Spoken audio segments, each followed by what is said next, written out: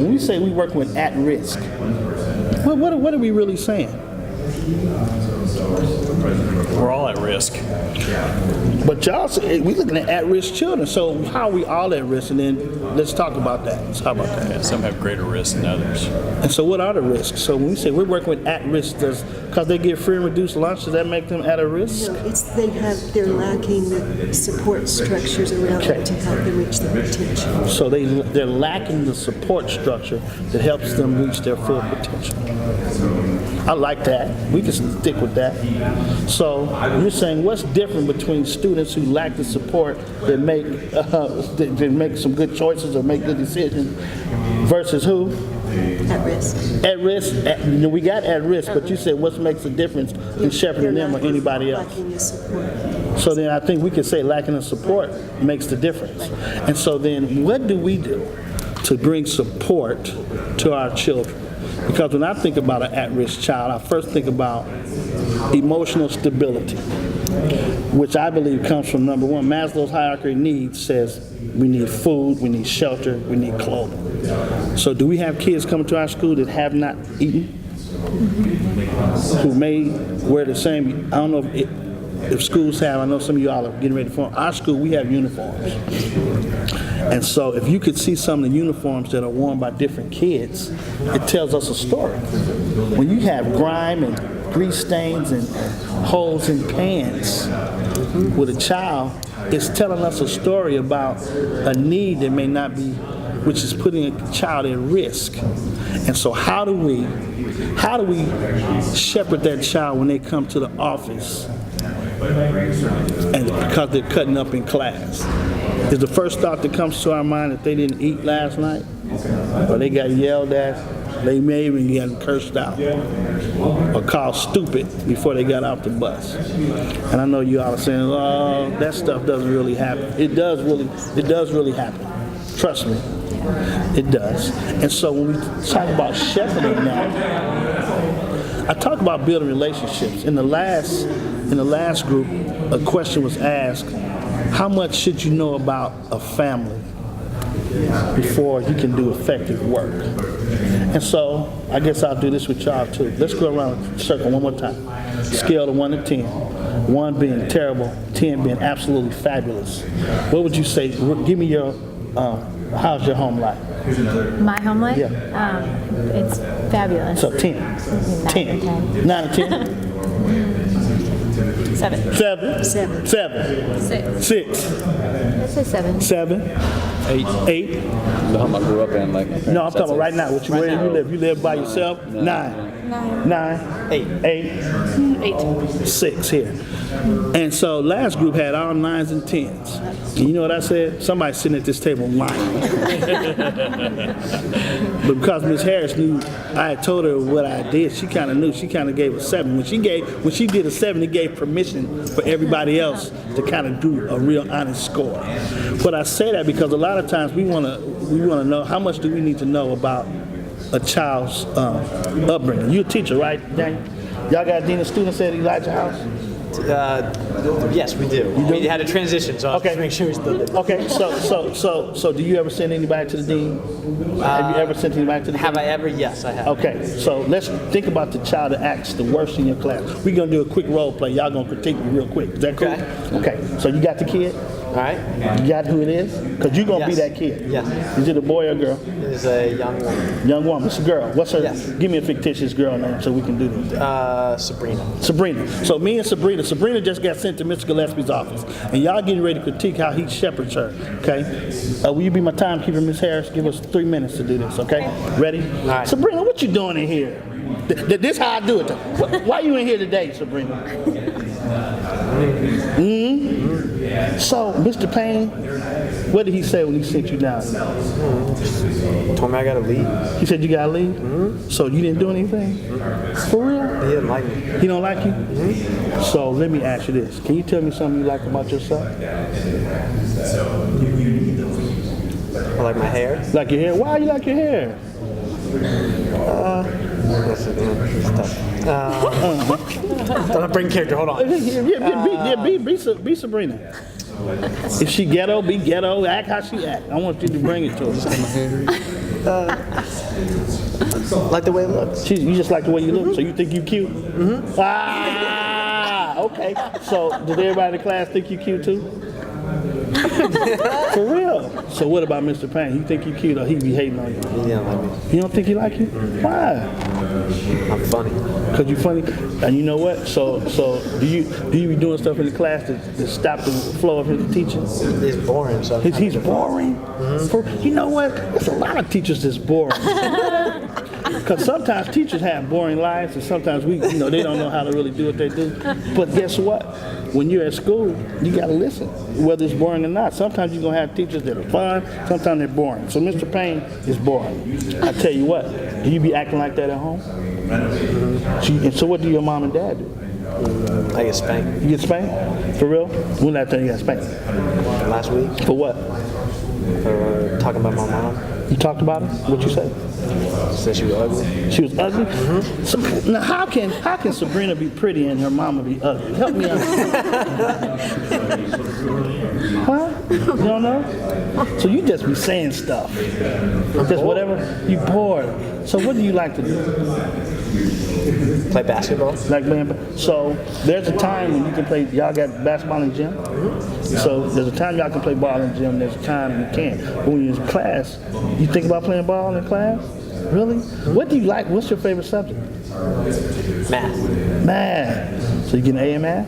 Doing pretty good? So what does Mr. Payne do that makes you like math and not like everything else? I'm just good at it. Just good at it. So you don't work hard, you don't do your homework? So we're going to have to come up with a plan to help you. Because I don't like you being down here with me, and I think you need to be in class. And because you need to know the other subjects, and if you're so good at math, you can help other students do good in math too. And since you're so fine and so pretty and you think you're cute, they see somebody doing that may be able to help the class. So what do you think, what do you need from Mr. Payne that'll make you feel better? Need to be nice to me. Be nice, and what does being nice look like? Let me do what I want. Oh, I don't know if that's gonna work. How about you being nice to him? What do you do to be nice to him? Time. Time. Okay. So real quick. Now y'all might think that's not necessary. That's too much. But I was trying to develop a relationship with Sabrina. And so, what did you all learn about Sabrina as we were talking? Tell me some things y'all put away from that conversation. She likes to be His funny. mom's ugly. So we know mom's really not ugly, but she says mom's ugly, right? So, just she said again. Likes to be funny. She likes to be Play funny. basketball. Likes to play basketball. Likes math. She likes math. What else? She's a little full of herself. A little full of herself. Say that again. Insecure. So where'd you get the insecurity from? She said that she didn't like herself, or she wasn't good at anything, or something like that. What else? And she doesn't get along with her mom. She doesn't get along with her mom. So you pulled that out of there, huh? That she didn't get along with mom. What do you think? And she gets spanked at home. She gets spanked at home. So we know there's some stuff going on. How does she feel? How do y'all think she really feels about Mr. Payne? I think well, it's hard for me to say. Well, but listen, no. And what you're doing, you're taking information from a role play. So, Yeah. And what I'm So- doing, I want y'all to start to think. You start to stretch your imagination. You have to make some assumptions, and that's what I want you to do. Yeah, so Go ahead. I think probably she likes him, but he's not giving her what she thinks she wants from him. or what she Exactly. said. Right. So what's our plan with Sabrina? She's been very, very, very manipulative. And he played her good. You see how she, all that stuff. Not, That was good to hear. and so, again, these kind of things, and I believe getting to know her. I wanted to get some information about, you see, I didn't ask about Dad. I could have. She didn't say anything about Dad. That could have been if we kept going. And so I believe when you're having these shepherding conversations, I believe discipline. And when we talk about a remarkable experience, and I guess that's the word that I keep hearing when we talk about hope, and I think hope is a remarkable place, I want discipline to be remarkable as well. And I think discipline being remarkable is about getting to know children on an individual basis, knowing some information that you can hold on to. So now I know she like basketball, so now when I see her in the hall, I can ask her about basketball. Now that I know she's good at math, I can check in with her about math. I also know that she's wants to be funny, and she likes to disrupt the class. So how do we continue to shepherd her without having an office experience in our relationship with kids? Because I think kids want to be noticed, y'all. I mean, we all want to be affirmed, and I think Sabrina probably likes Mr. Payne a lot and likes his attention, so they can't say those kind of words. That's why I asked her, what can you do to be nice to Mr. Payne? What can you do? Because sometimes kids need our permission to, especially inner city. Talk about working with kids who are in the inner city. I think everybody in this world today has trouble with trust, but I think it goes to a higher level when you got kids who are, if we say at risk, who don't have these things that are in place. How do we help them be supported? And so as we are shepherding, and this happens, Mr. Gregg talked about teachers being pastors in their classrooms, and hopefully some of these things could play out in your conversations. And it's good to have some of these get to know you type of conversations when they're doing well. Ms. Harris, since she's here, I can use her example. She did this thing where I got to come into class and read books to the kids, and then we got to talk about it. And her target was one child, she had a few children in her class who didn't have control over their environments. And so trying to help kids navigate a system that doesn't always feel safe and to talk about it. But what was funny is some of the kids who are what we would call stable, they was bringing up stuff that made them feel uncomfortable as well, which to say to your earlier question, how do you shepherd kids who may be more stable than others? And then I think just do it. I think act as if kids have needs, because sometimes we may target the ones who are more boisterous or who are more loud or who always are cutting up, but then we miss the ones who are laid back, who are low key, who are calculating and who are thinking and who are processing things that you don't always see. So I guess what I'm also saying, even as a dean of students, I have to be vigilant, because I have some kids who come into my office every day. So we have a different kind of relationship than those who get in trouble and have to call their mom, and they come in the office crying tears and scared to call their parents and all that kind of stuff. But I think it's my job to nurture all of that in a healthy way. So breaking the sheep's legs is also about empowering them. If you all know what I mean when I say empower them. Even in the midst of their trouble, I ask her what she liked, I ask her what she was good at, and I try to give her, hopefully to help her know that I see her. I see the whole her. I don't see just a little piece of your negativity. More questions or ideas or thoughts? Well, you said two things that really hit on me, and it's kind of a challenge. One is you're good in math. Maybe you can go help counsel or help teach another. And here's a kid that probably thinks been told she's dumb, and absolutely. So giving her, and then could you help the teacher? Those are two things that really stood out on how you set a positive expectation for her, even though it was a negative situation. Absolutely. But you had to bring it to that point. You can't just hit her at that right away. And I think part of our job is to find strengths in our children, because if they're at risk, who's pouring into them with some positive messages all the time? If the messages are them doing something positive, what are they being praised for? And sometimes kids get praised for doing negative things.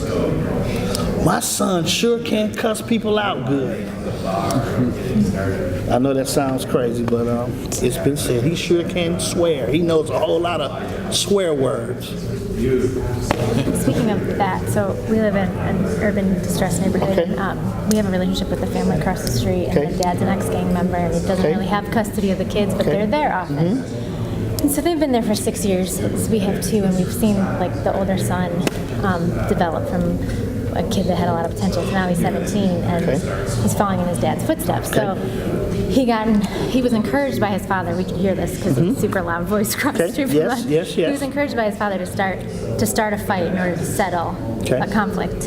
Which, like if that was our son, we would not be encouraging him all right. to start a fight. That's right. So how do you work with the parents in that situation to be like, this is it's so cross-cultural for us. I mean, they're white people too. They're, they've lived there as long as we have, but it's really cross-cultural because we can't go up to them and be like, what you're doing is wrong. So because they don't believe it's wrong. Okay. So how do you kind of respect the culture that your students are coming from, even though like that is really wrong. It's wrong to encourage your kid to fight somebody. So when you're shepherding their heart, yes.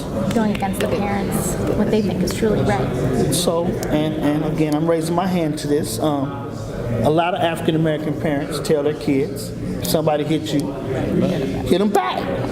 That's what you do. Somebody mess with you, you fight them back.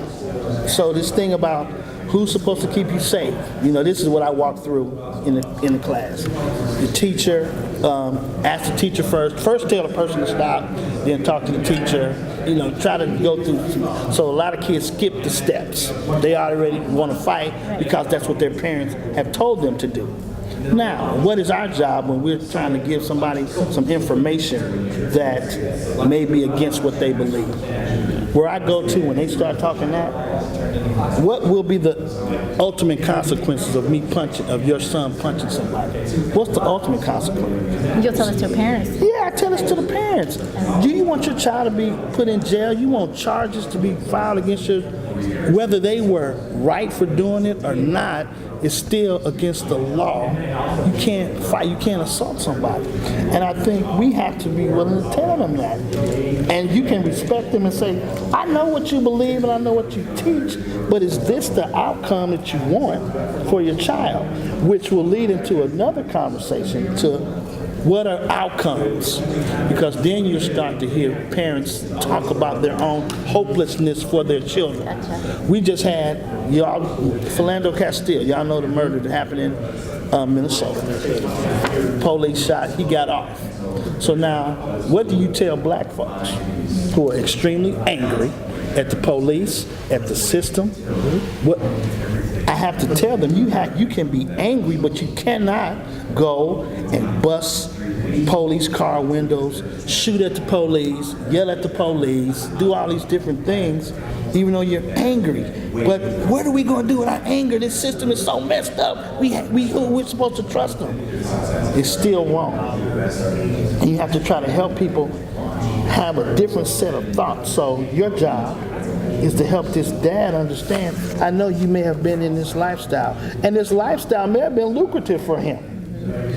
And he may have a house and a car and all these things that have, because of this drug money, and you want the son to be in the family way. But what happens when he gets caught? You have to think about that. Even if he doesn't listen, even when these parents that we talk to don't listen to our feedback, it's still necessary as we as shepherds and we as being in their life, as their teachers, administrators, we have to tell them the truth. We have to tell them this is what may happen. We just had to let a young lady leave. We had to ask her to leave in our school. She brought a knife to school.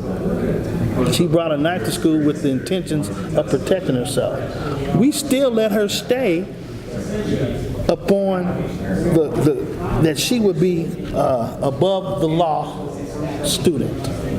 And we understand kids make mistakes, but she couldn't handle it. But I still blame her mother for not, and we had conversations with her mom, so we could do the last deed we had to do. We could do it in good faith because we had walked through the steps. And if y'all think every parent is going to listen to us because we love Christ and we want them to go to heaven, y'all better wake up. Everybody's not going to listen to us, but I still think it's our job to communicate and tell them what is right. So they'll at least have a choice. At least they can say, somebody told me that somebody cared enough about me and what will happen to me to say, don't do this, or don't go in this direction, or quit talking in class as a 4th grader, so as a 9th grader, she'll remember the lesson from Mr. Payne, and now she understands how to shut her mouth and learn not only about math, but all the other topics, because he was bold enough to come at her and not let and not let her get away with it because he felt sorry for her. I know y'all didn't ask that question, but sometimes teachers and institutions feel sorry for kids who have lived a tough life. Can I tell you all, they are resilient. Kids are resilient. Kids can make it, and we don't always have to be, my words, we don't have to handle them in a soft way all the time. Sometimes you have to, as a shepherd, you have to know your sheep, each one on an individual basis. That was one of the things that strategies to deal with kids on an individual basis. I can deal with Sabrina one way, but I can deal with Carolyn in a whole different way. Deal with her in a different way. And they may do the same, they may commit the same crime, but because of temperaments, lifestyle, or family setup, they need a different kind of way of being dealt with. And we have, I believe it's our job to know that. You mentioned before about having a student call parents. Yes. You should talk about that a little bit more. So usually, I like when kids get sent to the office, just call your parents. Just let them know you're here. Just call them. No, I won't call them. Just call them and tell them. I didn't do anything. Just call your mom and say you got sent to me. That's all you got to do. It's so powerful to have kids call home, y'all. Tell them why they're in the office with Yeah, tell them. And some, when they have to tell them, and it's so funny. The kids who are always, you know, when they get on the phone, it's like, I'm like, why are you talking so low? Talk. But calling home does a favor to the kids and for us because it lets the parents know that we care enough to have them call at home, and then that builds our relationship with them as well. And some people see Hope Academy on the phone and they tell me this. I just didn't even want to answer the phone because I know he was in trouble again, and I didn't want to talk. But I think calling home is another level of accountability because some parents have a way, not always spanking, but because of the expectation. Because some kids come to school just to show out or try to act out of character. And they do things that are not acceptable at home, but they want to just test the limits. So call home and tell your mom and dad what you're doing. And then you can go. So that helps. Yes, ma'am. Question real quickly. So let's talk about Sabrina some more, because it may be that when Sabrina comes to your office and you tell her, because you're pretty and tell me about yourself, she loves that attention. So how do you help her time with you end in a way that she feels like coming to speak with you is not something she wants to do frequently? Well, Mary Ann, we still working on that because people think Mr. Gillespie's cool. So they like being with me. I would like that. Yeah. Okay, I know you would, but I think, and so like I told the other, I can be all loving and fun and all that, but I got about 6 or 7 gears that I can go into,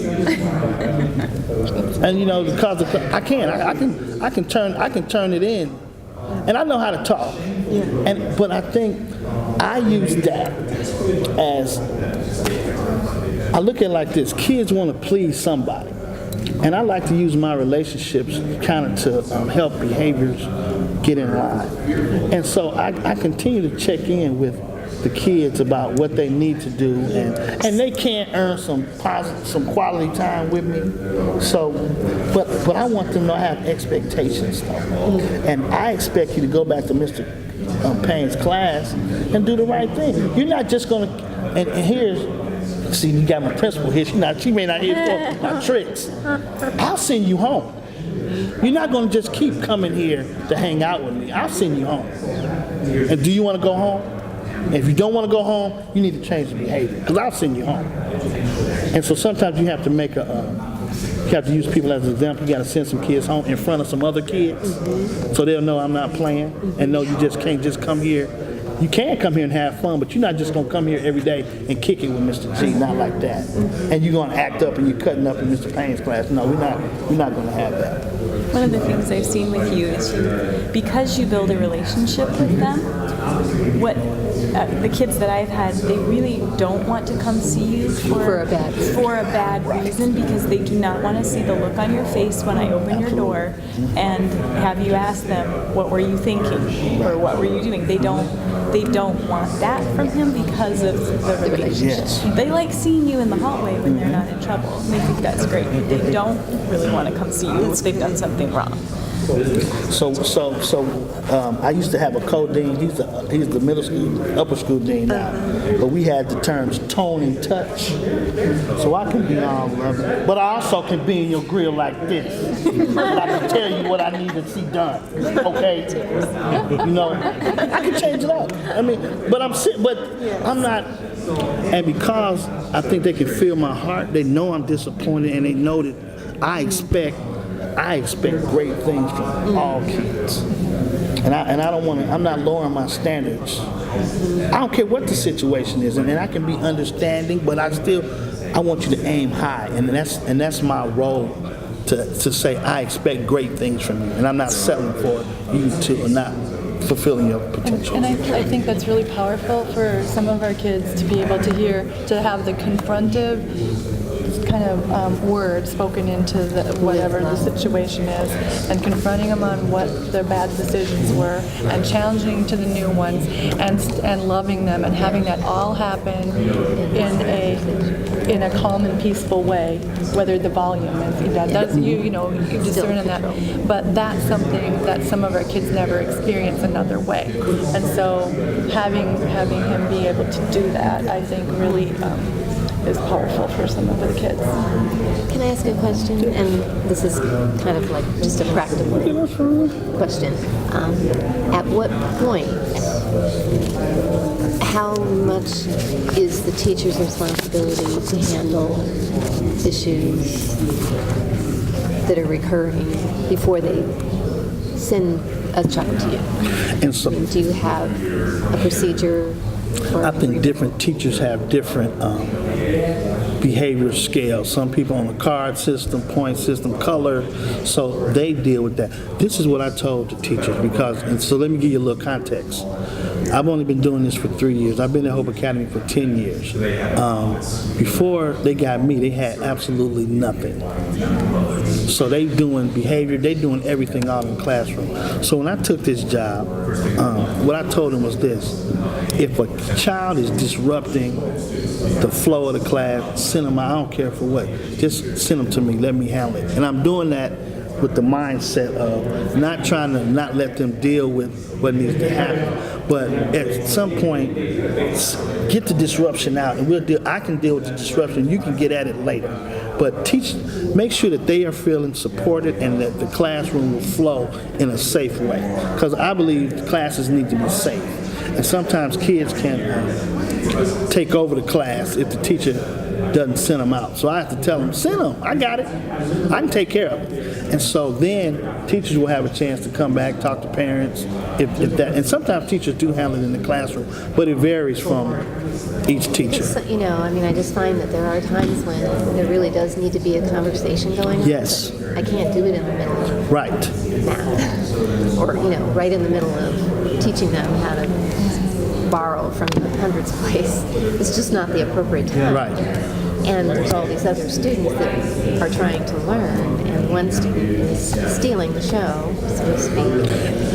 And so I'm torn. It sounds petty to say, you have to go see, but at the same time, I have this responsibility. It may seem like it's petty, but I think as long as it gets dealt with, I think initially, I'm not going to say I'm a Band-Aid approach, but it's not time to call a parent, especially if something really is, somebody punches another kid, they bleed and all that. Let us deal with it, then you can deal with it later. But I think in the immediate moment, I think my job is, let me just get there, let me take care of it, and then we go from there. Well, and one thing I think that you do a good job is not, you don't want to usurp the power of the teacher, because you want the kids to feel like the teachers is I'm there. pastor. That's it. And so it's we don't want to diminish the power of the teachers by having them come to Mr. G. We want to raise the power of the teacher, and so then just whatever communication it takes for him for that to happen, whether back to the teacher or talking about it in front of the teacher, or all the finessing that it takes to do that. Actually, that was kind of the area I was wanting to explore. What feedback do you give to teachers, particularly a new teacher? I think particularly a kindergarten teacher, but I mean, you're going to hear things that the teacher needs to know. Sometimes the teacher needs to tell you some things that you need to know.